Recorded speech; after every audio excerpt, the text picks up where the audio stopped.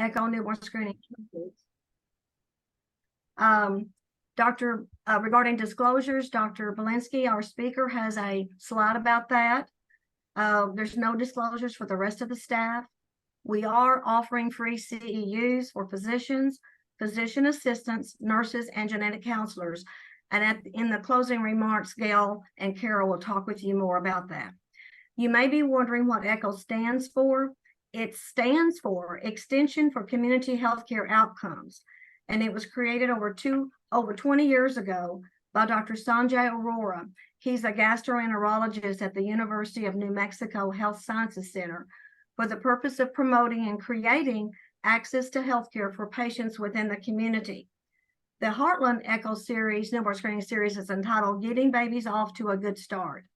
Last month, we covered newborn screening for congenital hypothyroidism, and this month we're covering cystic fibrosis, which is an old, but a new condition in many ways.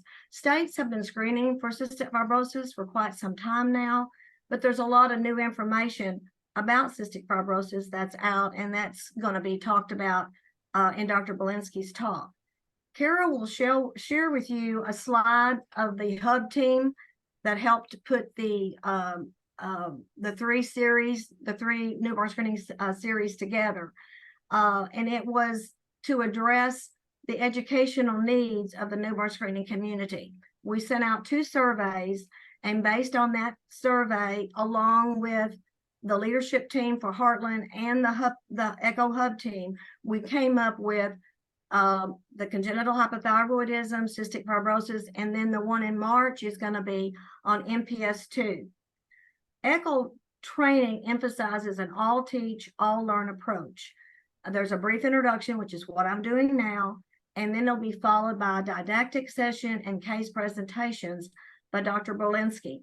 It focuses on an all learn experience for all. It's case-based and it promotes best practices. And then at the end, we'll have a few closing remarks. I do want to divide the participants to introduce themselves in the chat box. They can put their name, title, organization, and state they are from. Lastly, let me introduce Dr. Belinsky. Dr. Ara Belinsky is a professor of the University of Arkansas for Medical Sciences College of Medicine, Department of Pediatrics, in the Pediatric Pulmonology section. He received his medical degree from the College of Medicine at the University of Buenos Aires, Argentina, and his pediatric pulmonology from Baylor College of Medicine. Dr. Belinsky has been the director of the Cystic Fibrosis Center at Arkansas Children's Hospital since July 2015. As I mentioned, there'll be a time in Dr. Belinsky's talk where he'll open it up for question and answer. But if you think about something in between that time, you can always put it in the chat box, and Kara can tell Dr. Belinsky when he's ready for that about that question. Lastly, if you want to turn off the video portion during Dr. Belinsky's talk, feel free until he opens it up for questions. It's up to you. Thank you. Dr. Belinsky, turn it over to you. Thank you, Joanne, and thank you very much for inviting me to speak about newborn screening for cystic fibrosis. This is a topic very close to my daily work and also my interest. These are my disclosures, and none affect the contents of this talk today. These are the learning objectives. We're going to discuss the pathophysiology and clinical manifestations of cystic fibrosis.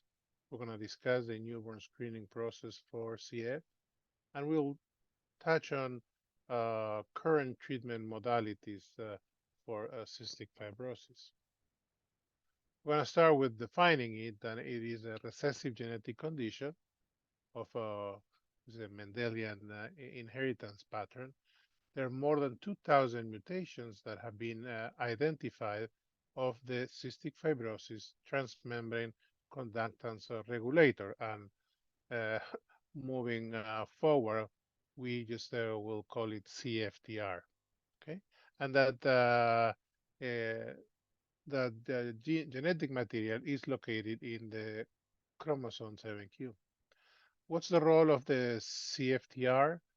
is to regulate chloride transport across epithelial cells.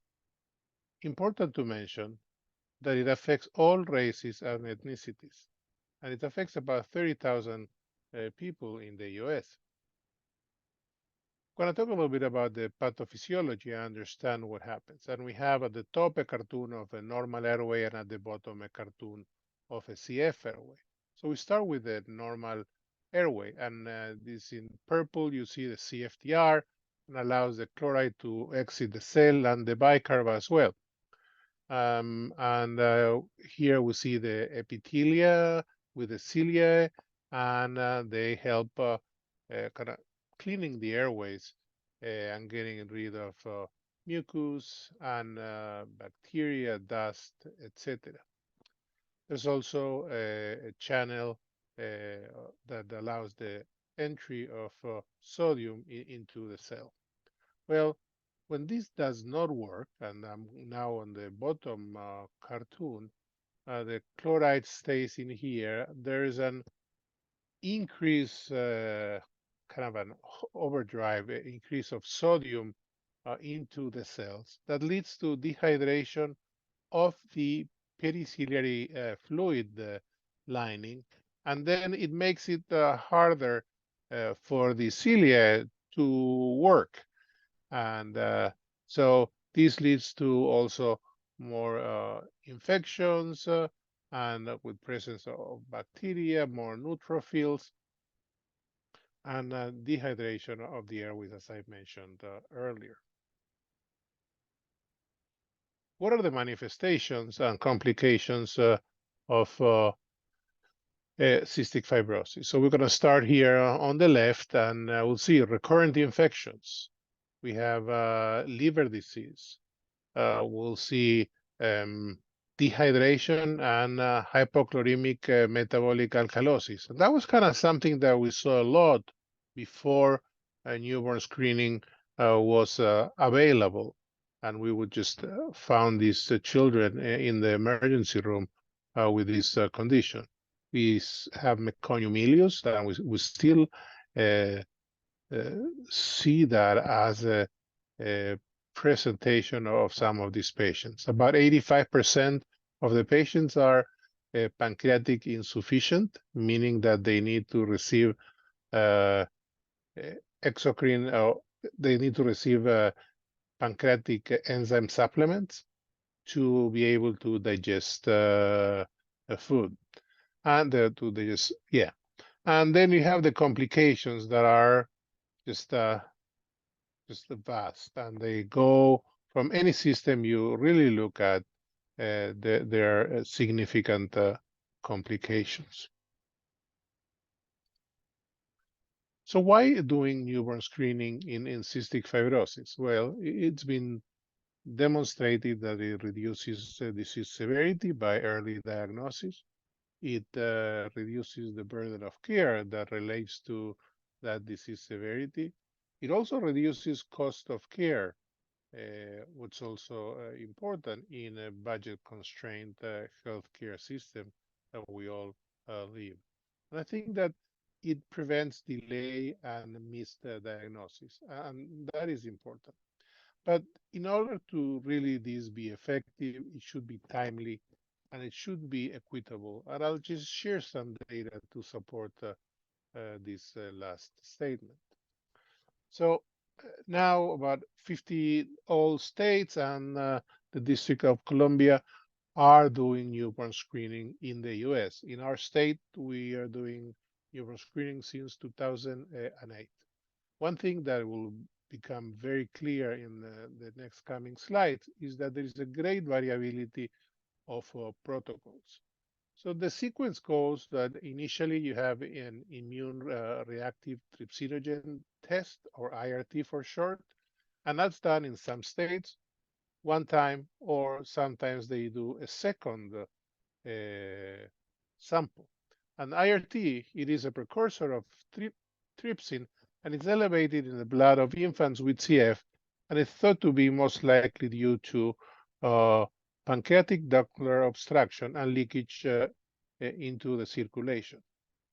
When these are elevated, and we'll talk about the values and numbers later, we move on to DNA analysis. And when you think DNA analysis should be something simple, I will show you that it varies significantly across the nation. And once you have any positive finding on the DNA, that moves on to a sweat test that should be done at an Cystic Fibrosis Foundation accredited center. So to give you an idea, this is from the Cystic Fibrosis Foundation patient registry.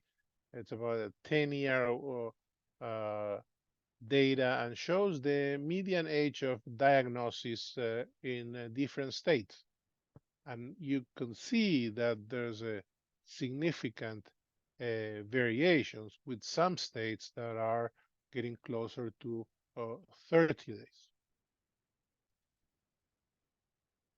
I wanted to talk about where we start on the newborn screening, that is with the IRT. And we talked about that earlier. And I want to share some data that was published some time ago, and where shows that the variability of the IRT levels depending on the season. And you could see that here that during summer, okay, values are lower, and this is mean IRT. And then when they look at 95th percentile, there's also variations over different years. So you see here it was between 56 and 54. Here it's about in the 60s. But you could also see that there's a difference between summer and winter. And I think that for states like my state, where the temperatures tend to be on the high side for most part of the year, this could also create some challenge. So this is a study by Rihani et al. That was published recently published, and they looked at the practices of newborn screening in CF, and you could see that these are states that use fixed IRT cutoff, and it goes from about 50 to 100. But you could see that most of the country stays in the 60 or less. And then there are others that are doing floating RT cutoff, and that's about many are doing 95 or 96, and very few are doing more than that. So, are any of these things incorrect, or are they following still what the current guidelines are? And I'm just looking at the APHL overview of cutoff determinations and the CLSI newborn screening 05 second edition for newborn screening for cystic fibrosis. And they do recommend that we use a floating cutoff, especially because of the seasonal variations, but also due to lot variability of the reagent. So that's sort of supported on the data that I showed you earlier. And they recommend that you will calculate your cutoff on daily basis, and you need to have at least 100 specimens to do that. And then they recommend setting cutoffs value between 95th and 99th percentile. Of course, that if you cannot set a floating cutoff, they say, well, just go ahead and do a fix. But also the fixed cutoff can be added as a fail-safe if the floating cutoffs ends up being too high for a particular batch of specimens. These are so far recommendations that are available. There are groups that are currently working on updating these recommendations. So you'll hear more about this in the near future. Then they looked, the same group looked at the DNA analysis, and they looked at the groups that did 1 mutation in white, 23 mutations in gray, more than 139 mutations in black. And they also just kind of gives you an idea that those who have states that are colored as stippled, they are also doing IRT DNA. That by design, it's going to create some delay on getting to a diagnosis. So I show you there are different states are doing differently from 1 to more than 139 variations, and you could say, well, does it really matter? And I think it is a fair question. So McGarry et al. Published last year in Pediatric Pulmonology the following. They took the data from 2020 from the CF Foundation registry, and they looked at their genetic makeup that was reported there. And then they said, okay, let's look at if we apply different CFTR variant panels, what happens with just our diagnosis. So they looked at one mutation. So if you're doing 508del, going to the ACMG 23, Luminex 39, Luminex 60, 74 variants, Illumina 139, and it went up to 372 and more. And I want to start with the first thing. So you look at here at African American or Black non-Hispanic, and if you use only one, you would have been able to pick up 14.2%. But if you use the Wisconsin expanded, that is 372, that increases to 57.3%. This is just more than 3 times your ability to diagnose these patients. Same thing goes with the American Indian, Alaska Native non-Hispanic, that almost a little bit more than doubles their capacity. Same thing goes for Asian non-Hispanic. Similar thing for Hispanic. And this is not just, well, I'll get a little bit more.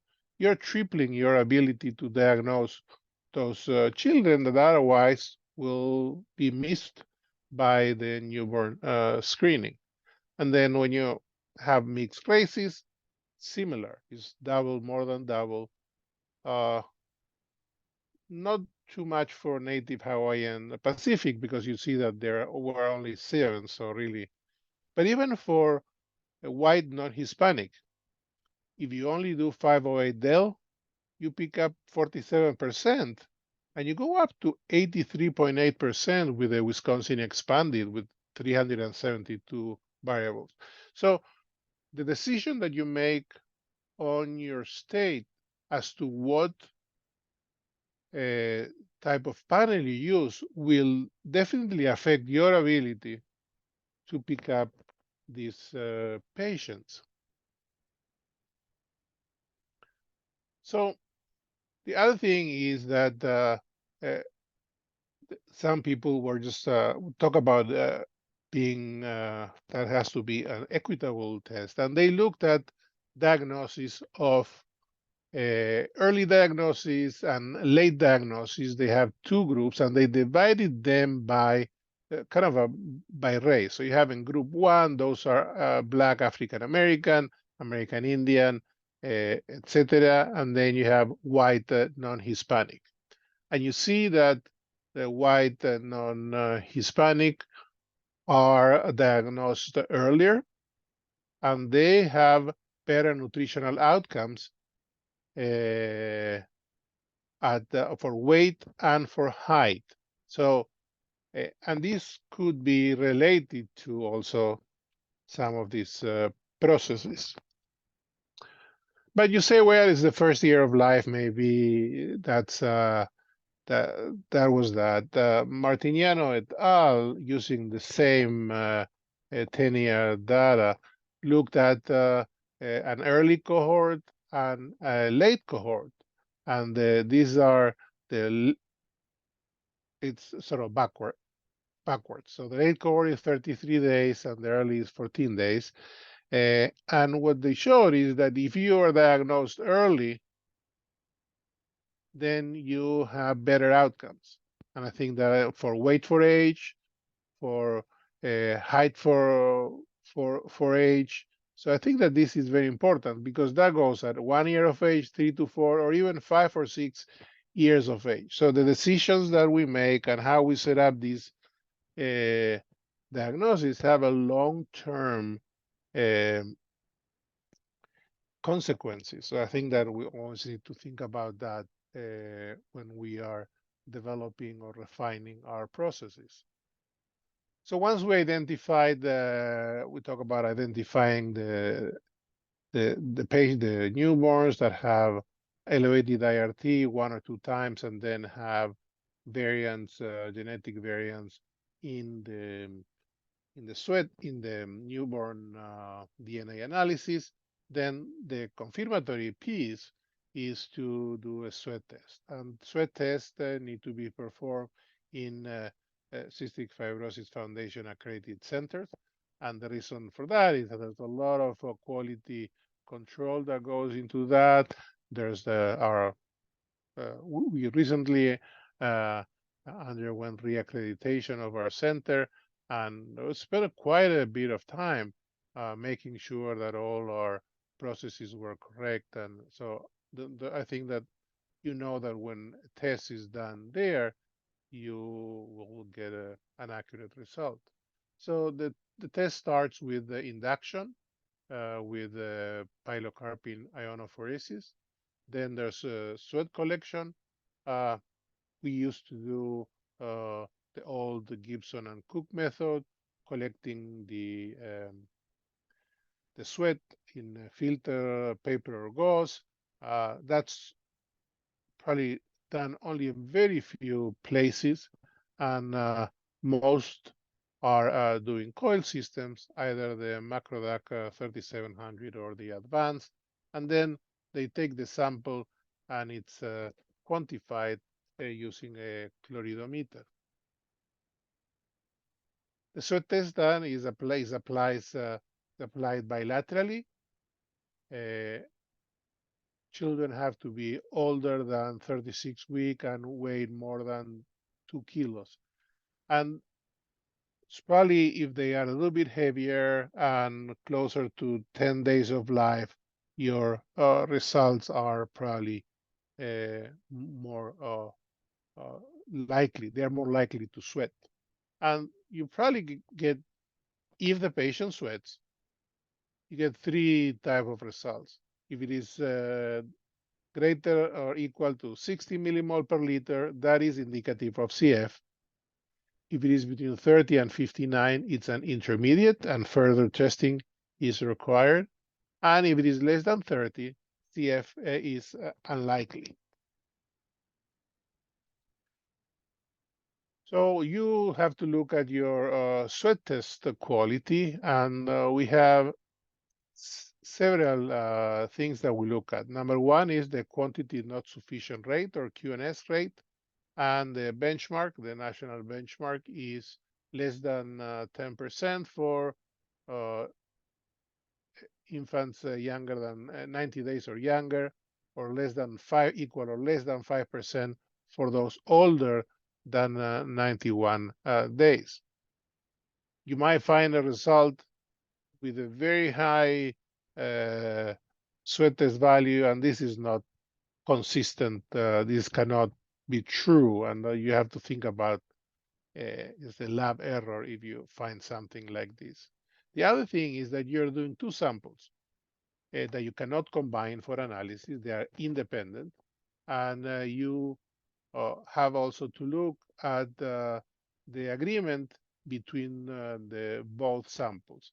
And if your value result is less than 60 millimoles, then your difference should be within 10 millimoles, But if it is within something larger than 60, it is accepted to be within 15 millimoles. If you're having large values, you probably need to review your laboratory procedures and make sure that everything is done according to instructions.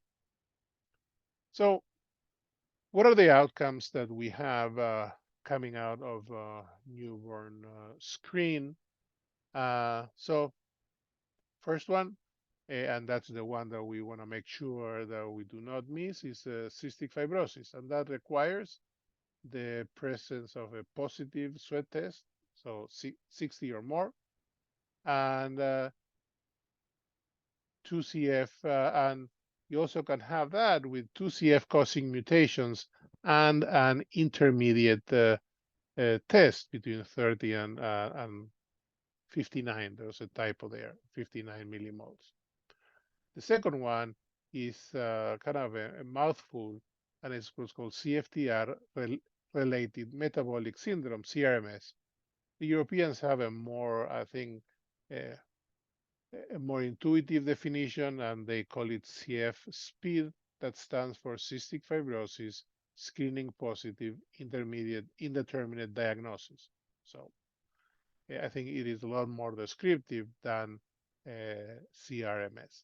And when do you reach that diagnosis? Well, you have to have two mutations, at least one of unclear phenotypic consequences, and a sweat test less than 30, or one or no mutations with a sweat test between 30 and 50 millimoles per liter.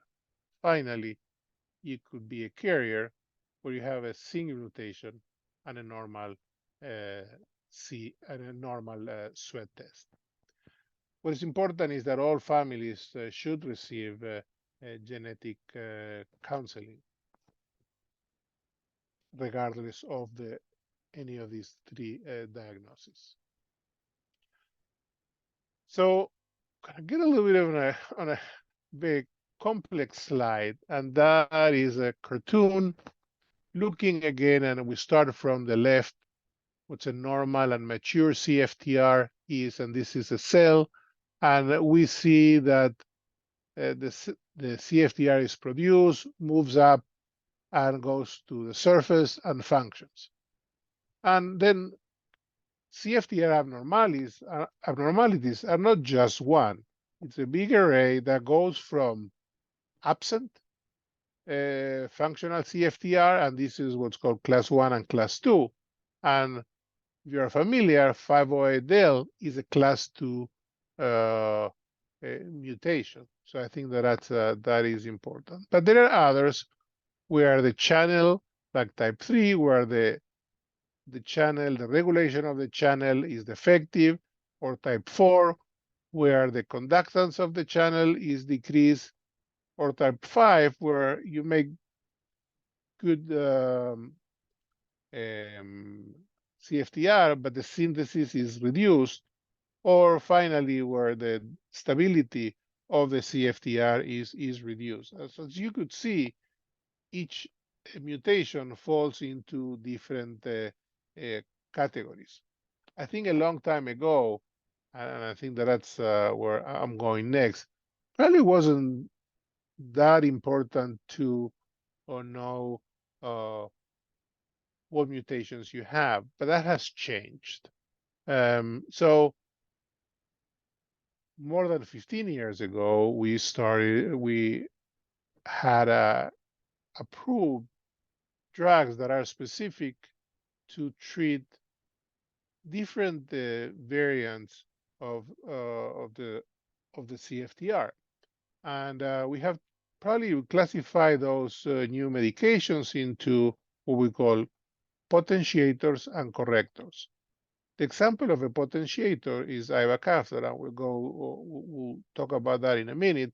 And it's, well, the protein makes it to the surface, but it's not working very well, and this helps restore the chloride channel function. The second type is the correctors, where before you did not make a good protein and was destroyed internally, sort of in the quality control system of the cell. And now with these drugs, this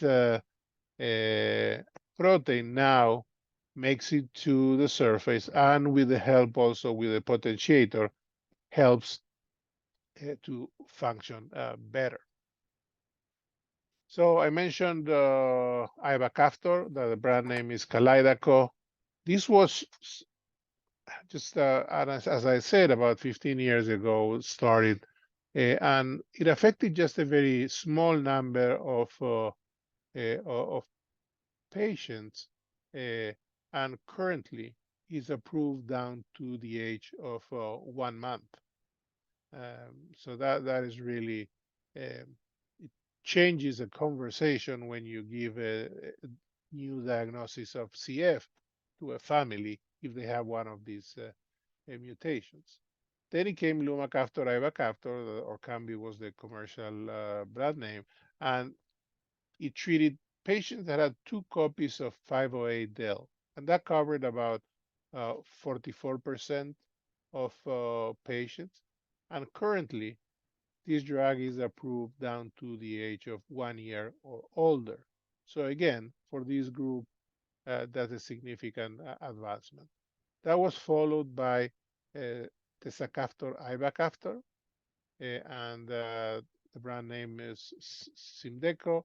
Similar coverage in terms of the type of mutations, and that one is approved for 6 years and older.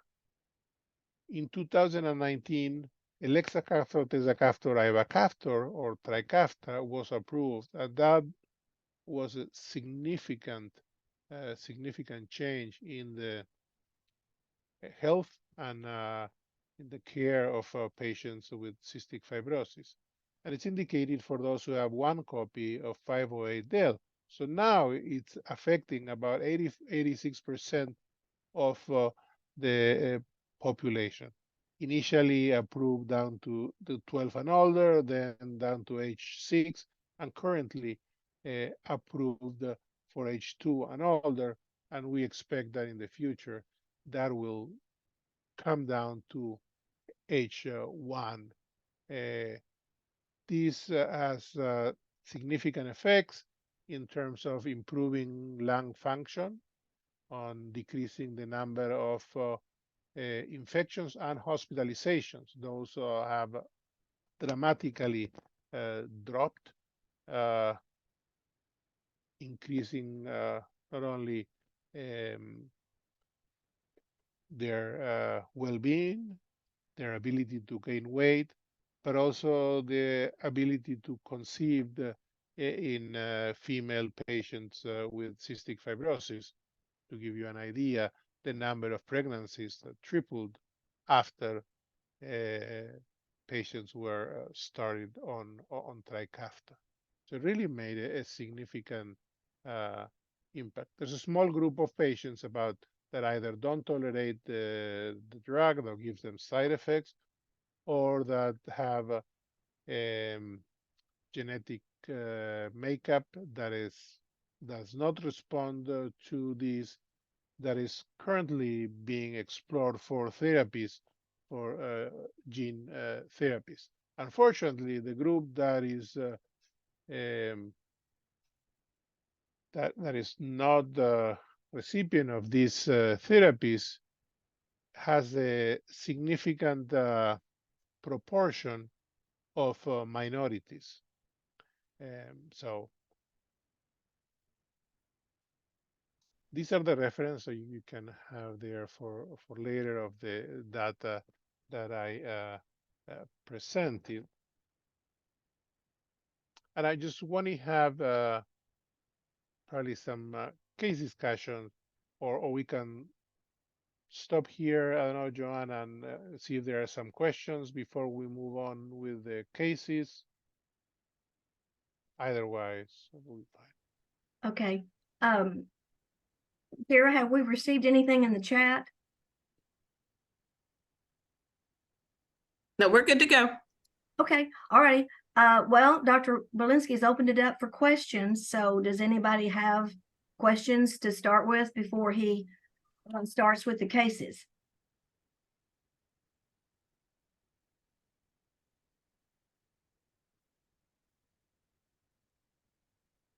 I guess not, Dr. Belinsky. Okay, good.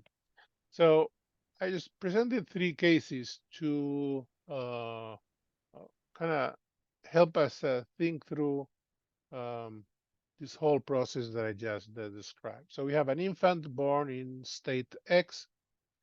The newborn screening is collected after the first day of life, so we're fine. And we have an elevated IRT in the newborn screening. And then they do a second tier screening, and you have 1 mutation. So that triggers the referral to the center, to the CF center for a sweat test to be the confirmatory test.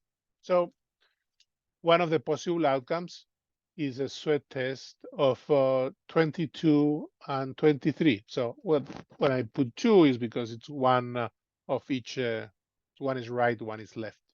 Okay. So if the sweat test is low, what would be the diagnosis? Remember, we have one copy of 508 del, and we have a low sweat test. Anybody care to answer that?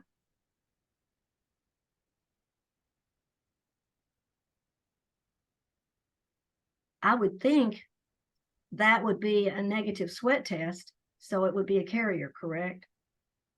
That Oh, is that correct. So that's a carrier. Just 1 mutation and a negative sweat test. But it could happen that the same patient or a different one, also with 1 copy of 508 del, has a sweat test that it's just 92 or 90. So again, so what will happen here? 1 mutation, 2 abnormal sweat tests. Anybody want to answer that one from the audience participants? Don't be afraid. That would be indicative of CF. That is correct. So, but it's a little bit more complex than that, because so we said that we send the CFTR analysis, and that's what we typically do when we have 1 mutation. And sometimes if we have this, that probably be, you can make the diagnosis with this, but you want to know what the makeup of genetic makeup. So once you identify this patient with CF, you send CFTR, and you just, we found that the patient had a G551D mutation. So that's, so the third option is that you have an indeterminate value. So 30 to 59. In this case, 40 and 43, right and left. So what would be the diagnosis here? Anybody?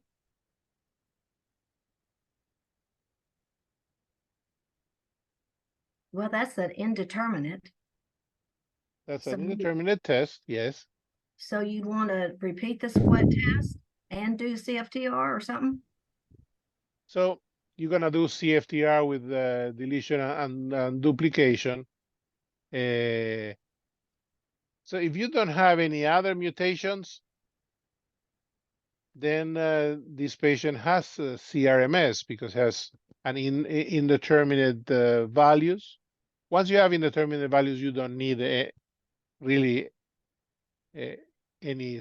You have already 1 mutation before, but you also have to look at if they have any additional CF causing mutation, you might have a diagnosis of CF.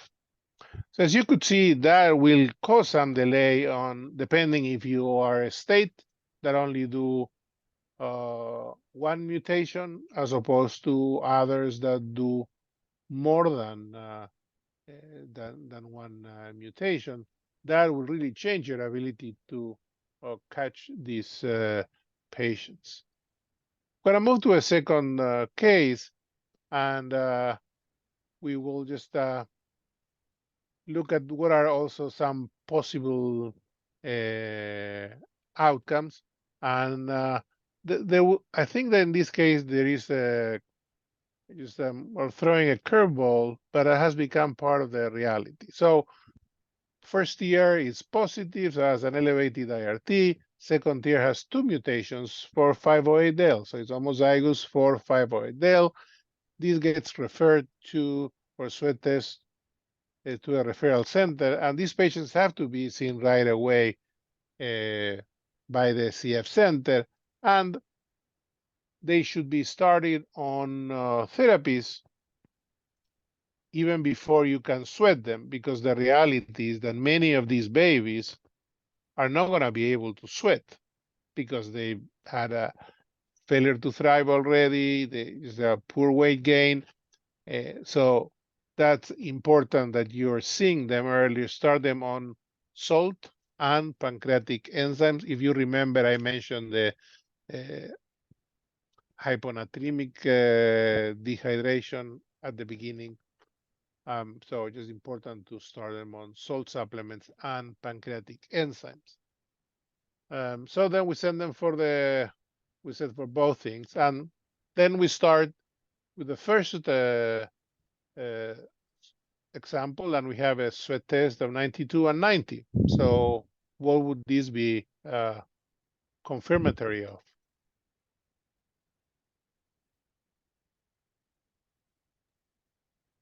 Then 9290 is confirmatory for, I mean, it's a positive for cystic fibrosis. Yep. So you have homozygous for 508del, and you have an elevated sweat test that is confirmatory of CF. But as I mentioned before, these patients have to be seen earlier. You can have also a sweat test that is either low or intermediate, still with those 508 del homozygous. And you say, so why? Does anybody know why this could be normal or intermediate or indeterminate? And the test is correct, did not have any problems. This is not a lab error. Anybody have any answers for that? Does it have to do with the treatment modalities? Yes. So Okay. if a CF, this would be CF if the patient is born to a mother with CF who's receiving highly effective modulator during pregnancy. So, and we have, this is, I would say, something new for us,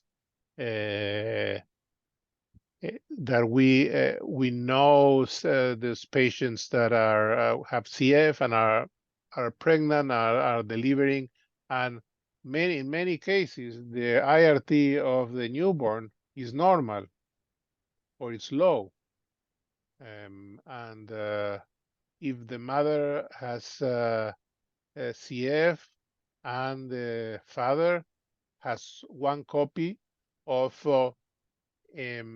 any pathogenic mutation, you have 50% chance of having an offspring with CF. So this sort of change a lot how we see these. We're currently trying to sort of create the process for evaluating these patients earlier, because if not through the system, it will take some longer time to be seen by pulmonary ICF specialists. So finally, we just we move on to state Z, and I hope it's not triple Z. that you're still awake. And again, the newborn screening was collected at 28 hours. We have a high IRT. We have 2 mutations that are now uh, different. The mutations that have an X, those are severe, as well as are type 1. So, and again, that's that's another case. That So again, if the sweat test is elevated, that will be consistent with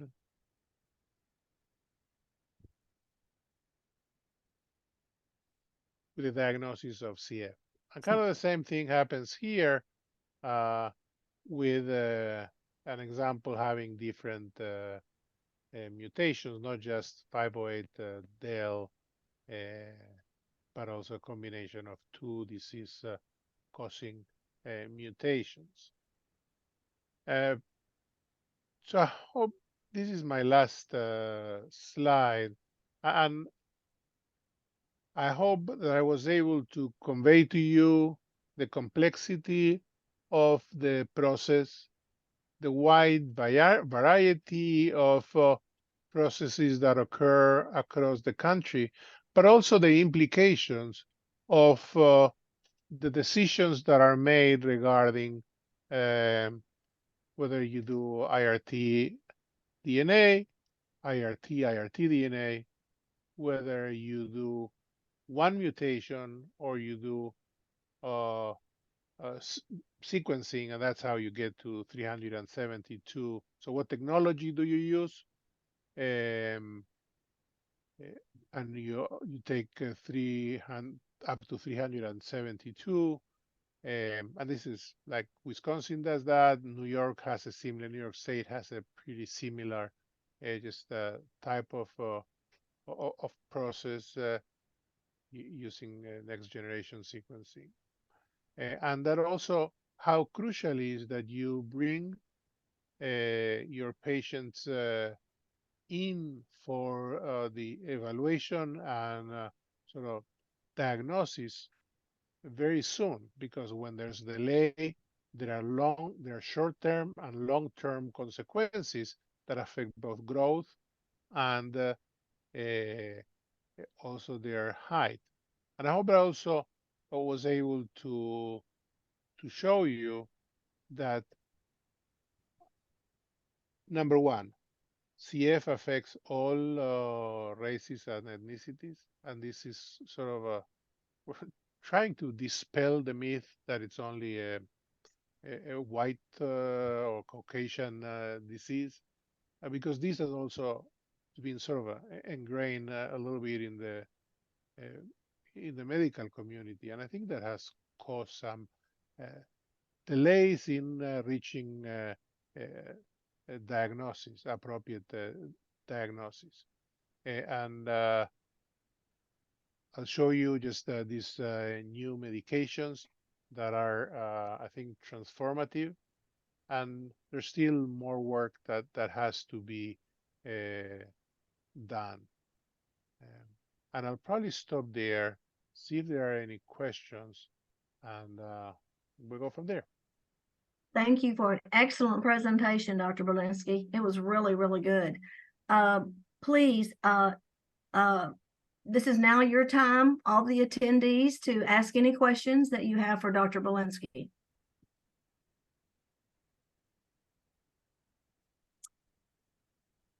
Well, I have one, and that has to do with the fixed IRT. You were talking about fixed versus floating. Can you go into a little more detail about that? Yes. So why is the probably, if you remember, I showed you on a slide where it was showing the variations that occur over time that are seasonal variations, that the IRT levels were lower during the summer month or the hot month. So if you use a fixed value, then you are at risk during the hot months to miss some patients. The same things happens with the lot-to-lot variation. So that's where using its percentile and just and you see that most states are using between 95th and 96th percentile. That's the most commonly used with the fail safe, and that it's depends on the place what values they get and what they determine that to be their fail safe. But that guarantees that you are also looking at the you're less likely to miss the cases than just using especially high IRT fixed value. That's probably high IRT fixed value uh, gets you the highest chance, I would say, of missing your patient. Thank Does- you. Okay. Did you have something else to say, Dr. Malinsky? No, I was going to ask you that answer the question. Just Okay, someone wrote in here, oh, Jamie did. If children with CF are missed by newborn screening, are they more than likely to have CRMS? not necessarily. So I think that it really depends on what screening are you doing. And I think that not like we say about many things, not all screenings are born equal. No pun intended here for the newborn Yeah. screening. Because if you are only using one genetic mutation, you're more likely to miss somebody than if you are, and you combine that with probably a high fixed IRT, you then have two things that are going to make you more prone to have miss cases, and they occur. So this is just, and they not only occur. So one of the papers that I show you from McGarry showed also that those that were missed were more likely to be minorities. And it has to do with the distribution of 508 del in part. So that the current cassettes that we use for DNA analysis then have those limitations that are not made specific for your population. And you can customize that if you use next generation sequencing, like something that New York State and Wisconsin have done, and that gets you um, a lot more. I think just efficacy in trying to capture those patients. The other thing that I did not mention was the ultra high values, and at least the New York State did. They reviewed their ultra high values, and they saw that many of those would have been missed as a diagnosis if you would have just either discarded or used the genetic panel, because they were associated to populations that were not represented initially in their genetic panel. So again, I think that things happen by design. When you choose your IRT level, when you choose your genetic panel, in a way, you are making sort of a determination of what is going to happen. And this happens in combination. I think that, there's a lot of migration. There's a lot of different populations that are here and there. There's a lot of patients that are from mixed races. So just relying maybe on just 1,508, that's probably is not the right thing, because it will lead, I think, unintentionally to miss a group of patients that more likely also have other issues that those minorities just suffer. So that's sort of my thought on that. Excellent presentation, Dr. Belinsky. Thank you so much. I appreciate it so much. Just a wealth of information was provided today. I learned a lot of things, and I've worked in newborn screening a while. So want to thank you so much for taking the time out of your day to provide this presentation on CF. It was very, very good. We have a few minutes, and I want to remind y'all to complete the evaluation. Gail put in the chat where you could, do the evaluation, and then that ties to your getting the CEUs. She'll also follow up with an email to all the participants. And so please do that. Thank you all for coming today.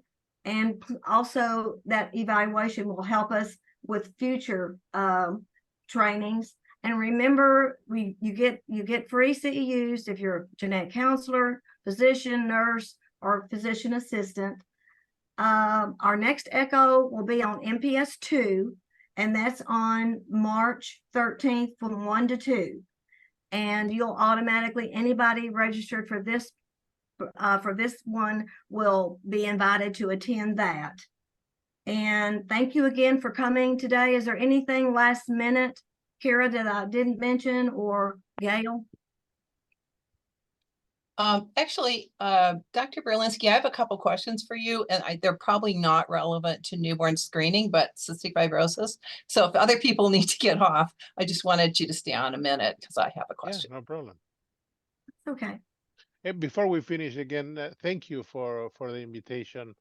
One of the things that, at least as a CF center director, as a CF doctor, kind of sharing what we know about what goes on with the process is sort of part of our mission. So thank you for giving me the opportunity to fulfill some of my advocacy role for CF. Thank you. Thank you. Is there any, we got another minute.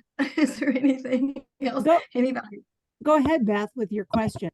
So beyond newborn screening, so I work as a genetic counselor at the CF Center in Omaha, Nebraska. And so two other issues. Now that we've dealt with all the women on Trikafta that had babies that we might have missed their cystic fibrosis because of their Trikafta, and also because it's excreted in breast milk, we are getting questions by women who are carriers that have affected babies in utero about whether they can take Trikafta to treat the baby in utero. There are two cases in the literature of that. The one was a third trimester baby with a meconium ileus. The carrier woman started the Trikafta, and the baby, the meconium ileus resolved. And I'm going to say my second one just so I get it in. The issue of symptoms in quote carriers unquote. They only have half the CFTR protein. We have a lot of parents who are reporting symptoms and even carrier SIBs. Just interested in your thoughts on it. Yeah, so I'm going to answer the second one, that it's a safe answer. And probably for the last one, I think the first one is a little bit more controversial. But in terms of, so there's now enough data to show that if you have one copy of abnormal CFTR, you have a higher risk of having symptoms that are related to CF, more bronchitis, more sinusitis, more pancreatitis. So there's a recent large recent within the past 5 years, the large publication showing that the odds ratio are probably just 2 or 3 compared to population that are not. And I'll be happy to look for that article. I don't know. Actually, I have it too. Okay. So to me, that changed the way that I counsel. Only carriers. that I think that the message should no longer be your child is normal, is a carrier, because carrier might not be normal. Maybe you might have some increased risk for having pulmonary or sinopulmonary complications as well in the future.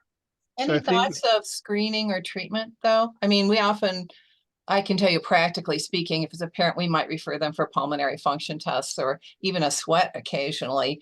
But wondering if they might have, say, a poly T or something for their second, or something that we might have missed. But I think it's difficult. I see this as kind of a shifting area about what to do. It's true for PKU, I mean, it's true for some other recessives. yeah, so it is challenging. I think that you can always sweat them if you have somebody who has, because again, that goes to the example that I gave, that you start with, oh, I have 1508, but it looks like you also had another one. And maybe you had a VUS variant, variable of clinical consequences. So then when you had that, you might end up having CF. And, you know, if you don't have GI issues, you might have some chronic, if you don't have malabsorption, if you're pancreatic sufficient, Yeah. you're probably more likely to be diagnosed later in life. Nice. Now, after, because those are not the most severe variants, and for some cases will not be picked up in the newborn screening, but definitely in older people. So anybody who's a parent now was born before the newborn screening. Mostly, yeah. Yeah. So the second one is the first question. It is challenging. So I read the report and I heard the story at the just CF meeting. It is I think something that has some ethical connotations that I think that need to be further discussed. I personally am not ready to start prescribing that. I know. I don't think that there is enough data. I think that you're giving a medication that has side effects. This is so then you're always balancing. Yes, you're treating the child, but it also can affect the health of the mother with all good intentions. So I think that creates a very difficult situation. I'm honestly waiting for a little bit of more data. Yeah, we don't even have great data on women with cystic fibrosis who take Trikafta, but the risk benefit ratio is so much easier. Teratology is my other area.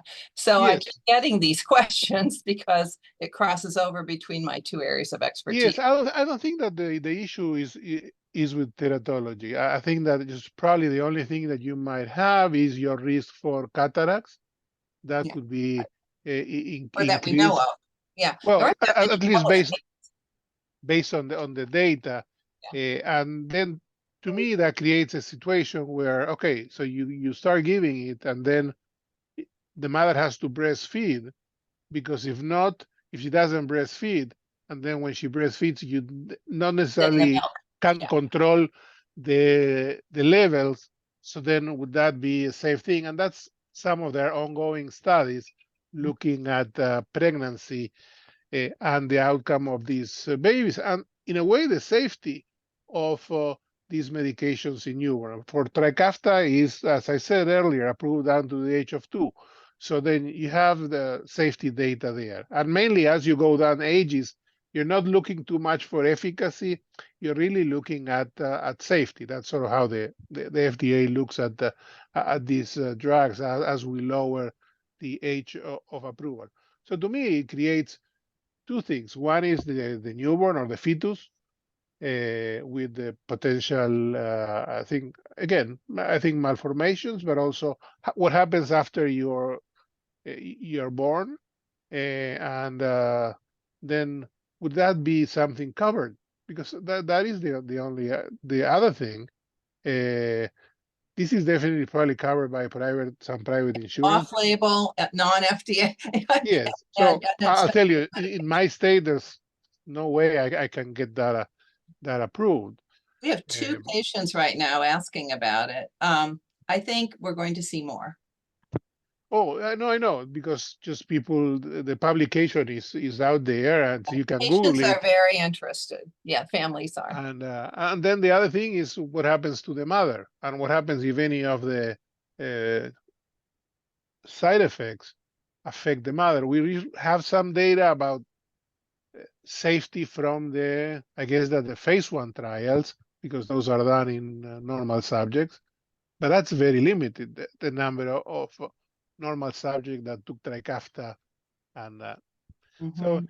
I think that it's Yeah, I didn't have an easy answer either, although I'm glad that you are thinking similarly. I mean, we've been careful. yeah, I tend to be pretty skeptic about things, about changes, and try not to rush into them until because I think that if things go well, it's great, but if things don't go well, then what? So I think that that's where you have to struggle there. I think that in a way becomes like an N of one of a study where you are a subject. So I don't know if somebody is doing that also as a sort of a study type, because that will be where you really make aware the other person all the potential risks and benefits, and make it just a very informed decision. Yeah, that study, that particular case was almost easier because it was third trimester. The baby had meconium ileus. I mean, it was, they essentially treated, it'd be like treating a fetal arrhythmia or something. But some of these other ones where they want to take it earlier and what I are much more difficult. Yeah, I don't think we know exactly the teratogeneity of the drug if taken from the beginning, and No, we don't. I think we have more data with the Mayflower study that hopefully will help us make recommendations about at least safety for the fetus. The other thing is that so when do you decide to do it? So do you use so if the mother is a carrier, and so are you using unity testing to look at their rate through a non-invasive way and assessing their risk? Um, and so, but that again, it's a Both of our screening. It's patients, yeah, the a unity screening testing, test. yeah, has its issues too. Yeah. So unless you are, I would say that if you've done a biopsy and you have it confirmed it, but nobody's doing that. Just you put at risk I think the pregnancy for that. So I think that we need to learn more about it. Let's put it that way. Thank you. Thank you. And I really enjoyed the rest of your talk. Well, Appreciate it. Thank you. Okay, well, thank you again, Dr. Belinsky. I guess we will close today's session and appreciate Dr. Belinsky taking the time out of his day to do this. And I would like the hub team